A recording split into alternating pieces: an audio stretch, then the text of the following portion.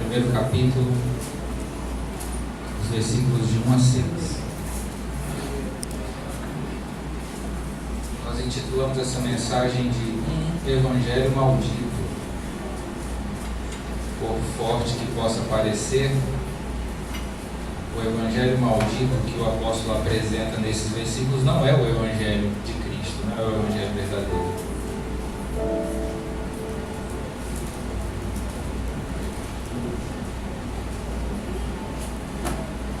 Glória a Deus. Maravilho-me que tão depressa passasseis daquele que vos chamou a graça de Cristo para outro evangelho. Gálatas 1:6, agora 1:7. O qual não é outro, mas há alguns que nos inquietam e querem transtornar o Evangelho de Cristo.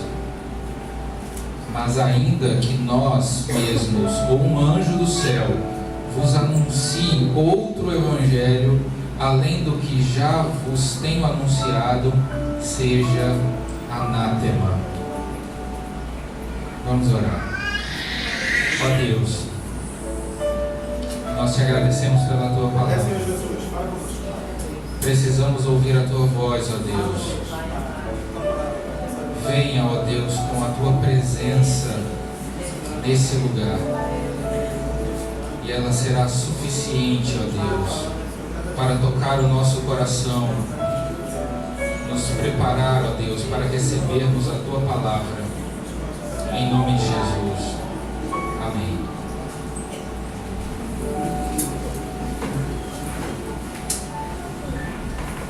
Na maioria das cartas do apóstolo Paulo, ele começa de maneira muito agradável a sua saudação inicial.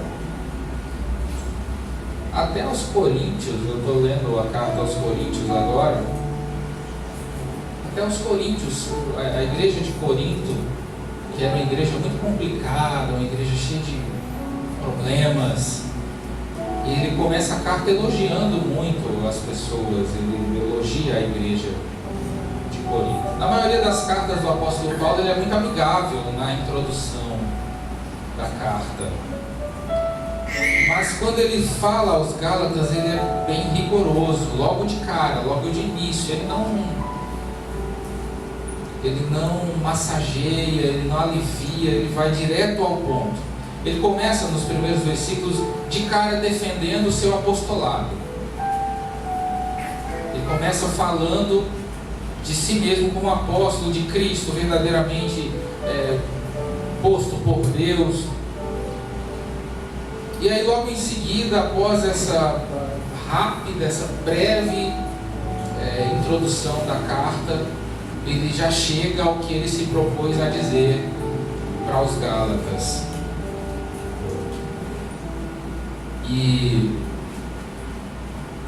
ele já começa no versículo que nós começamos a ler, no versículo 6, dizendo o seguinte: eu me admiro, ou seja, na versão que eu li, eu maravilho-me de que tão depressa passasseis daquele que vos chamou a graça de Cristo a outro evangelho, para outro evangelho.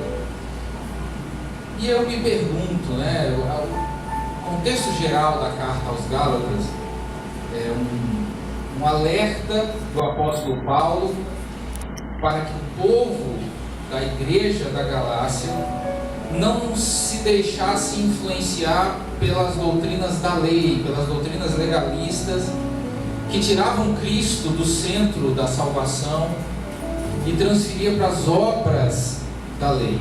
A maior preocupação do apóstolo Paulo quando escreve aos Gálatas é que eles vivam o evangelho genuíno e puro, sem influências do judaísmo que era comum naquela época. E aí, quando eu li esse texto, maravilha que tão depressa passasseis daquele que vos chamou a graça para outro evangelho. E eu me questionei, quão depressa é isso, né? Quanto tempo uma pessoa precisa para abandonar Jesus? Quanto tempo alguém precisa para se distanciar de Jesus Cristo?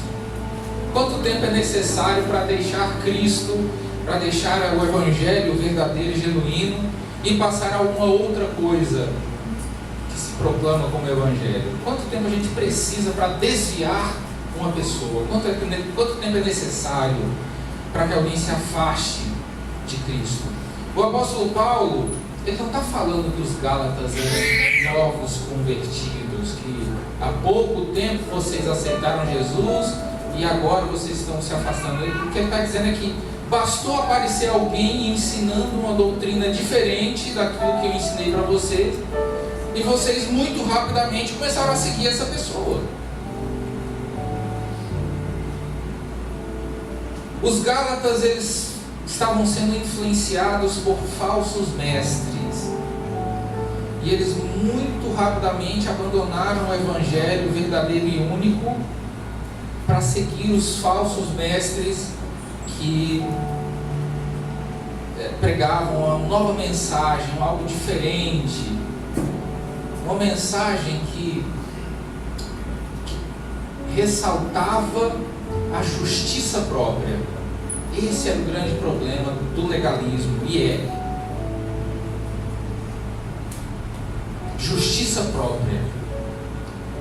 A maioria dos homens não admite estar inteiramente e completamente nas mãos de Deus. Ele quer de alguma forma atrair para si o controle da própria vida, o domínio da própria vida, inclusive para a sua salvação. A maioria das pessoas não admite estar sob o total controle de Deus.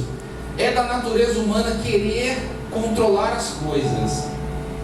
É curioso, por que as pessoas procuram as videntes, cartomantes, ciganas que leem a mão, gente que vê o futuro na borra de café no fundo da xícara? É cada coisa que o povo é criativo, né? A enganação, o estelionato e a macumba são muito criativos.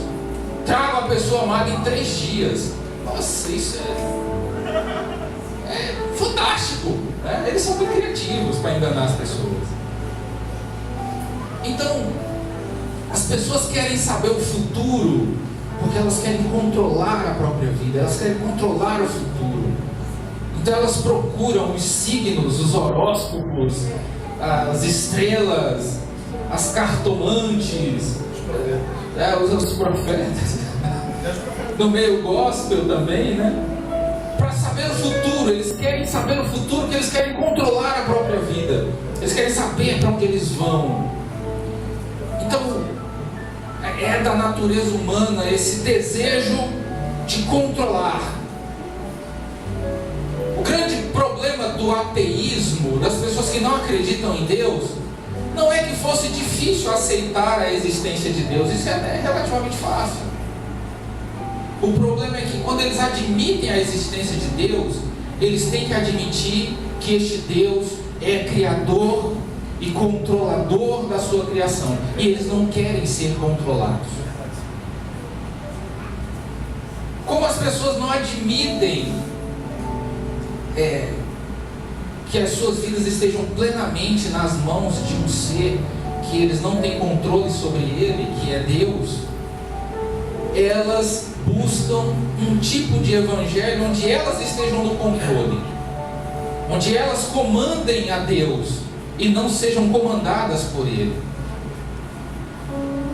E aí isso contamina o evangelho, isso contamina o nosso meio. E nós observamos em algumas expressões que viraram expressões gospel comuns no nosso meio. Expressões de que muito difundidas pela teologia da prosperidade, que você vai conquistar, você vai superar seus inimigos, você vai... E eles pegam textos bíblicos para ressaltar essa teologia da prosperidade. E o mérito de qualquer coisa espiritual é daquele que buscou. Enquanto a Bíblia diz que a carne tem obras, mas o Espírito tem frutos. E as pessoas entendam que eu acho importante que todos nós busquemos a presença de Deus. A Bíblia diz: busque que você encontra, bata que a porta se abre. Eu não sou contra essas coisas. O que eu sou contra é você achar que Deus é obrigado a te dar qualquer coisa porque você buscou. É você determinar que coisas aconteçam porque você está levando uma vida piedosa e sem pecado. Como se Deus estivesse em um balcão servindo você. E se você realmente for santo e buscar bastante a Deus, e orar bastante, e jejuar bastante, Ele é obrigado, como disse aquele pastor lá do Templo de Salomão, Ele é obrigado a te dar. A pessoa que diz que Deus é obrigado a dar alguma coisa para mim, ou para ele mesmo, ou para qualquer outra pessoa, essa pessoa não pode estar em sã consciência. É uma pessoa louca, não está na naturalidade dos seus pensamentos. O Deus soberano, criador de tudo, não é obrigado a nada. E as pessoas querem, pela justiça própria, chegar ao céu.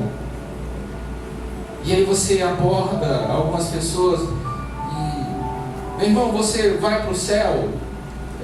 Vou, estou orando muito, estou jejuando muito, não estou pecando mais. Virou Enoque. Por isso eu vou para o céu. Não, meu irmão, você vai para o céu porque Jesus Cristo morreu na cruz do Calvário por você. Só isso pode te levar para o céu. O legalismo tira a glória da salvação da pessoa de Cristo e transfere para o homem. Mas eu sou piedoso, eu me santifico, eu oro. Ele tem que fazer, ele precisa fazer. Esse era o problema que a igreja da Galácia estava vivendo. Eles deixaram de confiar unicamente em Cristo como Salvador e quiseram acrescentar outras coisas para a sua salvação. Entre elas, guardar o sábado, não comer isso, não comer aquilo, circuncidar-se, observar as luas novas, as festividades judaicas e outras coisas mais. Nós somos influenciados ou influenciadores? Nós influenciamos as pessoas ou somos influenciadas por elas? Os Gálatas, depois que o apóstolo Paulo deixou a igreja e partiu para a próxima cidade da sua viagem missionária, algum tempo depois, mestres aproximaram-se da igreja de Gálatas e passaram a influenciar essa igreja. Engraçado que a igreja não influenciou eles. Eles poderiam ter chegado lá e, ao invés de conduzirem a igreja a uma nova visão do Evangelho, a igreja poderia ter batido de frente com as falsas doutrinas daqueles mestres e convertido eles ao verdadeiro Evangelho. Mas isso não aconteceu. Eles foram influenciados e não influenciaram aqueles falsos mestres. E aí me vem uma pergunta: quem é que está influenciando você hoje? Por quem você é influenciado? Hoje eu percebo algo terrível. Algumas pessoas entram na faculdade, quando elas não têm a cabeça muito boa, quando elas não têm os pés verdadeiramente firmados em Cristo. Com pouco tempo, você vê esses jovens começam a usar uma camisa do Che Guevara.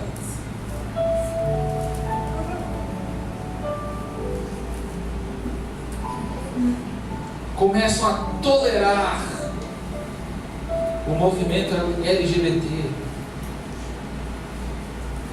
Começam a ter uma visão do que é igualdade ampliada, sabe? Diversidade passa a ser uma palavra recorrente na boca dessas pessoas. A internet tem um novo título hoje, né? Tem pessoas que são influencers, pessoas que influenciam, que têm seguidores. E aí você vê adolescentes de 14, 15 anos com 3, 4, 5 milhões de seguidores.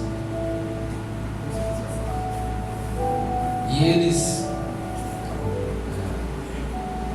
despejam qualquer coisa que passa pela cabeça deles nas redes sociais e influenciam as outras pessoas.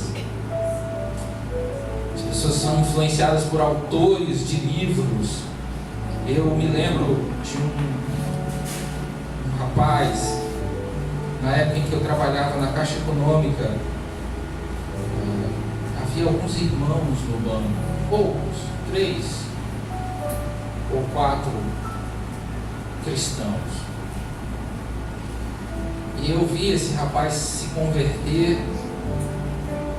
Ele começou a chegar no trabalho muito empolgado com tudo, com a novidade do Evangelho. Muito rapidamente eu pude associar a vida daquele rapaz à parábola do semeador. E a vida dele se enquadrava na parte que diz: a semente que caiu entre as pedras, porque floresce muito rápido, cresce muito rápido, mas não tem raiz. E quando vem o sol, ela seca e morre. E aquele rapaz se empolgou muito, era contagiante a empolgação dele com as coisas de Deus, com as coisas do Evangelho. E algumas semanas depois da conversão dele, ele apareceu no trabalho com livros espíritas, que ele estava lendo, porque ele queria evangelizar os espíritas. E eu, apesar de ser muito jovem, eu tinha 18 anos, provavelmente nessa época, 18 ou 19 anos no máximo. Eu já era presbítero da igreja. E eu falei para ele: meu irmão, cuidado com o que você está lendo. Não, como é a Bíblia? Isso aqui eu tô lendo é para evangelizar os espíritas. Eles estavam muito cheios de si e pouco cheio de Deus. Ele estava cheio de si mesmo, mas vazio da palavra. E 2 meses depois, esse rapaz estava desviado, num estado muito pior do que ele estava antes de ter aceitado Jesus, escandalizando terrivelmente o Evangelho com as suas atitudes, com o seu comportamento. Ou seja, foi beber da fonte errada, sem ter uma devida estrutura espiritual para se envolver com aquele tipo de conteúdo. Ele acabou enveredando por um caminho que ele não conseguiu voltar. E mesmo me considerando bem mais maduro do que ele naquela época, eu não tinha coragem de entrar nesse tipo de pesquisa Eu falava, primeiro, eu não tenho tempo, então se é para mim perder tempo lendo um livro de Allan Kardec, eu vou ler a Bíblia. Há pessoas que são influenciadas pelos teleevangelistas, né? Esse pessoal que está pregando aí na televisão, alguns muito bons, outros nem tanto. Essas pessoas influenciam, a gente percebe como algumas doutrinas da teologia da prosperidade estão presentes na nossa igreja, que é uma igreja pentecostal, uma igreja histórica, tem 100 anos, mas a gente percebe como a influência da teologia da prosperidade está nos contaminando. Tem pessoas que são influenciadas por profetas. É incrível como às vezes o povo de Deus é massa de manobra do diabo sem perceber. A gente passa aqui 1 ano pregando a palavra, exposição bíblica, exposição da Escritura, sola Escritura, com cuidado para não falar nenhuma heresia, nenhuma baboseira, nenhuma besteira no púlpito. E nós tomamos esse cuidado recorrente. Eu compartilhei com alguém que dificilmente eu estou sentado aqui no púlpito e a maioria dos pregadores que estão aqui, é muito difícil eu ficar relaxado durante a mensagem. Estou sempre atento. Uma das poucas pessoas que eu realmente fico tranquilo, não, eu posso agora descansar, porque eu tenho certeza que daí não vem nenhuma heresia. Se chama pastor Elivando, professor do Seminário Teológico Batista. Quando ele prega eu relaxo, pronto, eu estou tranquilo, não preciso ficar tão atento, porque eu sei a fonte dele. Mas na maioria das vezes eu fico ali atento, meditando, cruzando as palavras com o que a Bíblia diz. Mas quando aparece, né, a gente passa tanto tempo dedicado na exposição da palavra, na pregação da palavra pura, sem achismos, sem modismos, só a palavra, confiando só no poder da palavra, pouco se importando com a opinião de quem ouve, sem comprometer a integridade da palavra, sem ter segundas intenções com a palavra, sem querer alcançar algum objetivo escuso com aquele versículo, sem querer direcionar a palavra para alcançar algum objetivo não declarado na mensagem. A gente às vezes percebe que chega cai de paraquedas, e aí ele dá uma sapateada para a esquerda, dá 2 rajadas de língua estranha para o lado direito, pronto. Um homem de Deus. E as pessoas simplesmente engolem tudo que sai da boca deste instrumento, não sabe de quem.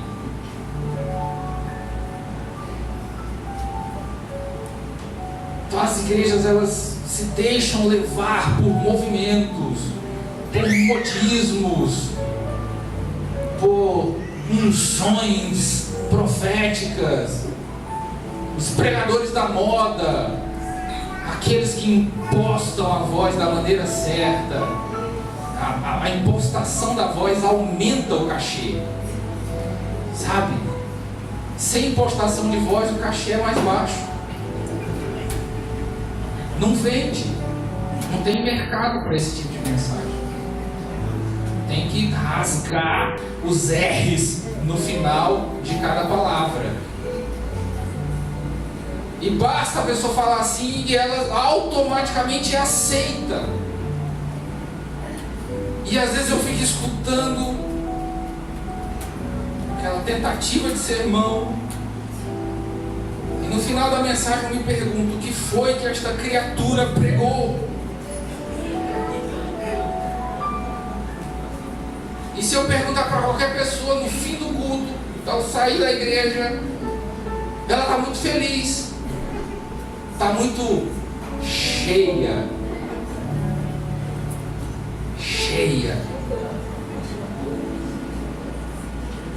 Mas a vida dela não vai mudar em absolutamente nada, porque é a palavra que produz a mudança, é a palavra que produz a transformação. Jesus disse: vocês já estão limpos pela palavra. Aleluia. Eu confio plenamente nos efeitos da palavra de Deus. Então as pessoas se deixam influenciar por esses mestres ou por outros meios, como eu citei aí, a faculdade. Não sou contra você fazer faculdade, não, faça. Simplesmente não caia na bobagem de acreditar em tudo que eles dizem.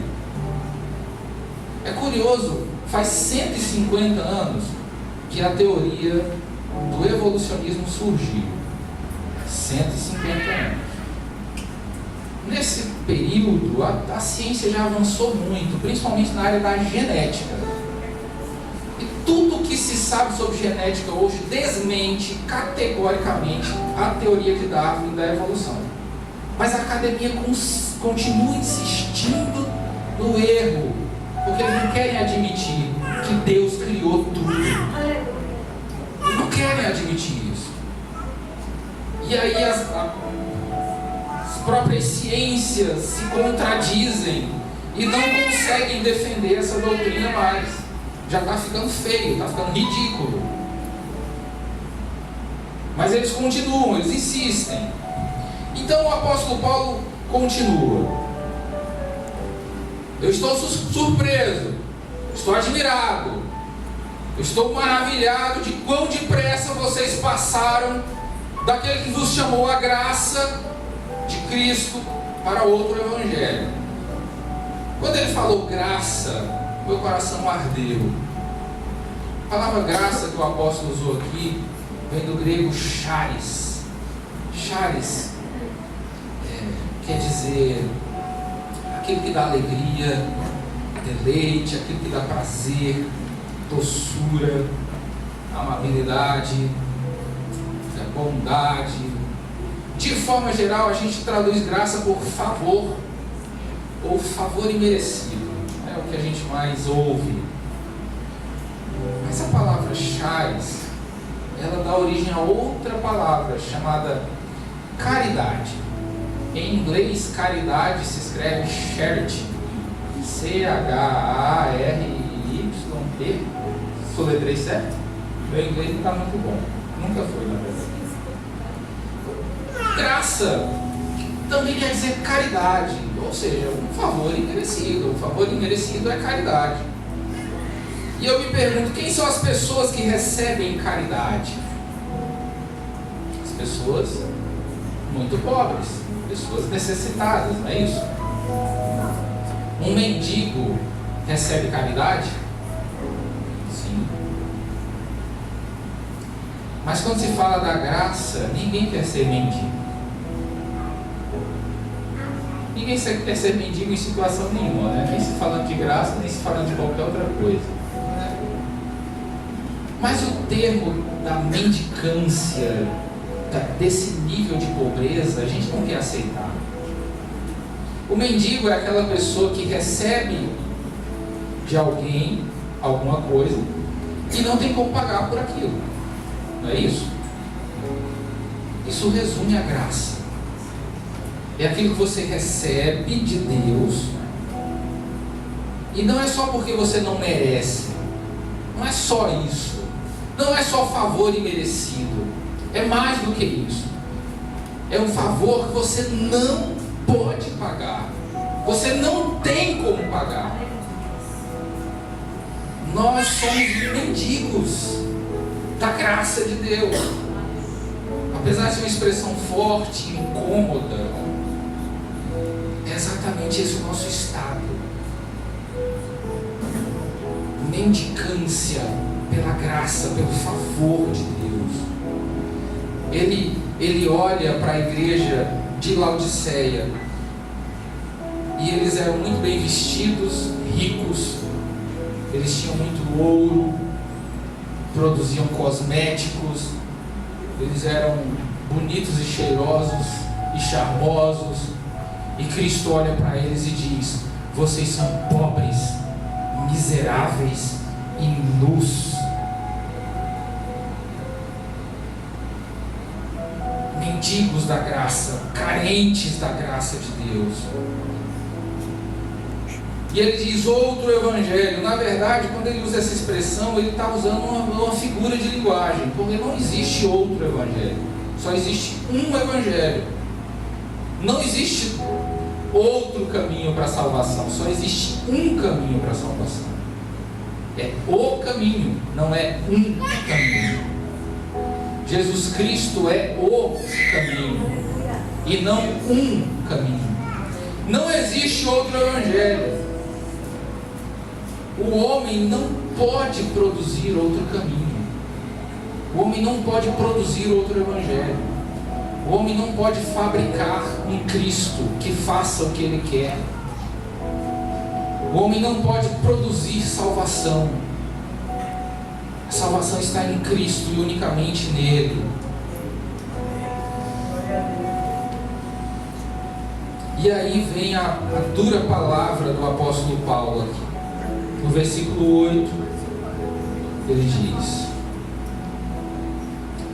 mas ainda que nós mesmos, ou um anjo do céu, vos anunciasse outro evangelho, além do que já vos tenho anunciado, seja anátema.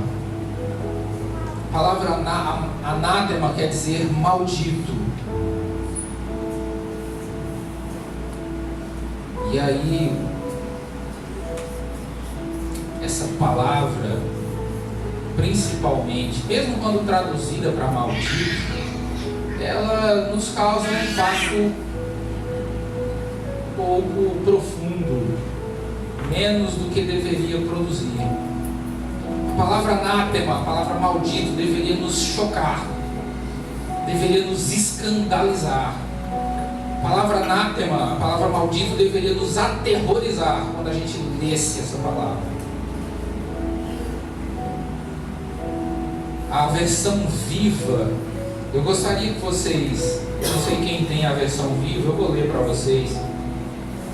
A versão viva, no versículo 8, diz o seguinte, presta atenção. Fica atento ao que ele diz nessa tradução. Que as maldições de Deus caiam sobre qualquer um, incluindo eu mesmo, que pregar qualquer outro meio de salvação, além daquele a respeito do qual já lhes falamos. Sim, se um anjo vier do céu e pregar outra mensagem qualquer, que seja maldito para sempre. A palavra maldição, quando vem da parte de Deus principalmente, é algo terrível. Basta você olhar para a saída, para o êxodo do Egito. As maldições de Deus que caíram sobre o Egito. Afinal, a morte de todos os primogênitos da terra do Egito. O primeiro filho de cada egípcio que não tinha o sangue na porta, morreu. Isso é a maldição. É terrível essa expressão, ela deveria nos chocar. Às vezes nós toleramos alguns ensinamentos deturpados da palavra de Deus. Às vezes a gente faz vista grossa a algumas verdades bíblicas que são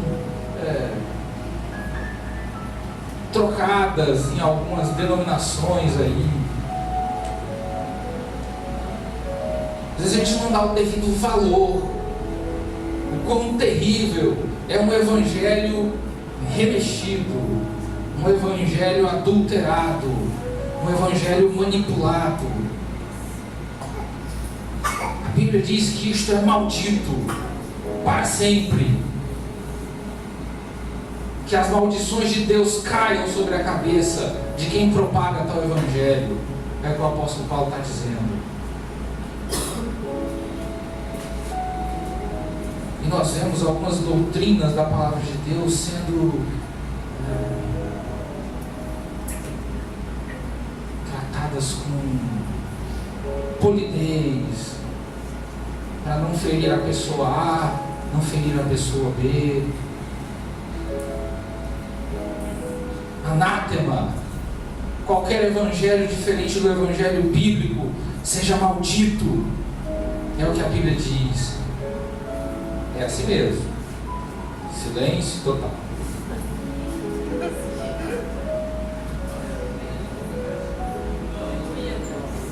Nessa mensagem, eu não vou entrar em algumas doutrinas, a gente não tem tempo. Umas coisas que a igreja moderna tem feito vista grossa. Entre elas o divórcio,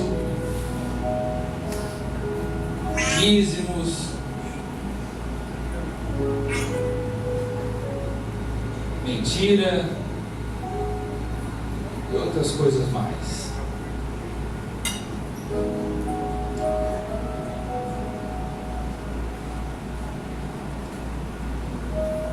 As convicções do apóstolo Paulo é o penúltimo ponto. A gente observa como Paulo fala. Ele, com ousadia, ele diz o seguinte: olha, eu falei, eu anunciei o evangelho para vocês. Se eu mesmo disser alguma coisa diferente do que eu já disse, seja maldito. Se descer um anjo do céu, aqueles que o povo vivendo por aí, né?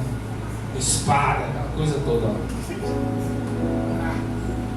Se um anjo do céu descer e anunciar um evangelho diferente do que eu já tenho pregado, seja maldito, seja anátema. É muita convicção do evangelho, é muita convicção do evangelho de Cristo. Ele estava muito certo, estava muito convicto de que Deus colocou o evangelho de Cristo para ser anunciado por ele. Ele estava tão certo que ele colocava até a própria pessoa dele em jogo. Eu, Paulo, posso me corromper, mas o evangelho não. Eu, Paulo, mudo, mas a palavra não muda. O profeta Isaías diz: seca-se a erva e cai a sua flor, mas a palavra do Senhor permanece para sempre. Deus não muda, a palavra de Deus não muda, ela é exatamente a mesma, sempre foi a mesma. E Paulo tinha essa convicção: eu sou um homem, eu posso mudar, a minha opinião pode mudar, mas a palavra não muda. A palavra de Deus, ela é uma rocha.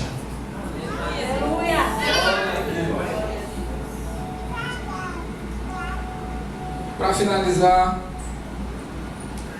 cuidado com as falsas doutrinas. Mateus capítulo 7, versículos 24 e 25. Quem quiser acompanhar, por gentileza, acompanhe. O texto diz o seguinte: todo aquele, pois, que escuta estas minhas palavras e as pratica, assemelhá-lo-ei ao homem prudente que edificou a sua casa sobre a rocha. E desceu a chuva, e correram os rios, e assopraram ventos, e combateram aquela casa, e não caiu, porque estava edificada sobre a rocha. Quem ouve a palavra de Deus e pratica a palavra de Deus não cai. Aleluia. Não vive aos trancos e barrancos da vida. Quem ouve e pratica a palavra de Deus está firme. Aleluia. Está firmado na rocha. E a rocha é Cristo. Glória a Deus. O apóstolo Paulo compara as obras a algo relevante apenas para o galardão, não para a salvação. Na carta aos Coríntios ele diz o seguinte: existe um fundamento que está posto. Este fundamento é Cristo. Se o fundamento não mudar, você está salvo. Se você não mudar de fundamento, você está salvo. O fundamento não muda. O fundamento é o mesmo. O fundamento é Cristo. Se você edifica sobre este fundamento com ouro, prata e pedras preciosas, eu estou parafraseando o texto do apóstolo Paulo na carta aos Coríntios. Vindo o fogo da justiça de Deus, o julgamento de Deus, essas tuas obras vão passar, vão ser aprovadas. Mas se você, sobre o mesmo fundamento, você edifica com palha, com feno, com madeira, vindo o fogo, ele queima. Mas você é salvo como que pelo fogo. Você não perde a sua salvação por ter obras que você praticou por vanglória, porque você praticou alguma boa obra para que as pessoas vissem você. Isso não compromete a tua salvação. Isso é ridículo, mas não compromete a tua salvação. Você vai para o céu. O apóstolo Paulo diz: uns pregam por vanglória, outros pregam por contenda. Importa que o evangelho seja pregado. Contar a vantagem das obras espirituais é ridículo, mas não vai te levar para o inferno. Simplesmente vai ser uma obra queimada pelo fogo, e aí você vai para o céu sem galardão nenhum. O mesmo apóstolo Paulo, na carta aos Efésios, capítulo 4, versículo 14, diz o seguinte: para que não sejamos mais meninos inconstantes, levados em roda por todo vento de doutrina, pelo engano dos homens que com astúcia enganam fraudulosamente. Os falsos profetas, eles querem tirar vantagem das suas pregações, dos seus ensinos. Eles pegam carona numa palavra que diz que nos últimos dias amontoarão para si doutores que falarão o que eles querem ouvir. Tem pessoas que às vezes procuram algumas igrejas específicas porque elas estão atrás de um discurso específico, sabe? A pessoa está endividada, está em crise, desempregada, aí procura aquela igreja que o pastor diz o que elas querem ouvir. Não, você vai ficar rico, você vai prosperar, você vai ter 2 carros, 2 casas. Amontoam para si doutores que falam o que eles querem ouvir. Que o Senhor nos guarde de falar o que as pessoas querem ouvir. Que possamos falar o que as pessoas precisam ouvir. Que possamos falar o que o Evangelho nos propõe a anunciar. Que possamos falar e expor apenas a Escritura, apenas a Bíblia, nada mais do que a Bíblia. Cuidado com as falsas doutrinas, principalmente essas que têm segundas intenções. Todas as doutrinas, as más doutrinas são perigosas, mas essas que têm segundas intenções, elas são as piores. São as doutrinas que são, as falsas doutrinas são propagadas de propósito, com o intuito de enganar as pessoas. Você está precisando de uma cura, oferta de fé dentro desse envelope e você vai receber a sua cura. Isso não está na Bíblia. Deus não condiciona a cura de ninguém em troca de nada. A Bíblia diz: de graça recebeste, de graça dai. Eu assisti isso há alguns anos atrás no interior. Uma ministração de oferta que durou meia hora. O dirigente daquele culto começou estipulando o valor da oferta em R$500 e foi diminuindo até chegar em R$1. E foi mais de meia hora de ministração de oferta. Aí tinha a parte do envelope, tinha a parte da oferta avulsa, um movimento, uma coisa escandalosa, com o intuito de extorquir as pessoas. É esse tipo de gente, com astúcia, enganam fraudulosamente. É diferente de uma pessoa que é ignorante das verdades bíblicas. Ela não conhece a Bíblia, inventa de pregar e prega besteira. Essa pessoa, ela simplesmente é desconhecedora da Bíblia. Ela não está interessada em enganar ninguém, em fraudar ninguém. Ela simplesmente quer pregar, quer aparecer, quer dizer que prega, e ainda às vezes se engana com algumas doutrinas da Bíblia e eventualmente fala uma heresia. Esse tipo de pessoa a gente entende. Esse tipo de pessoa a gente compreende a situação, a circunstância. Não aceita, não tolera, mas entende que ela não está agindo de má fé. Pelo menos não está agindo de má fé.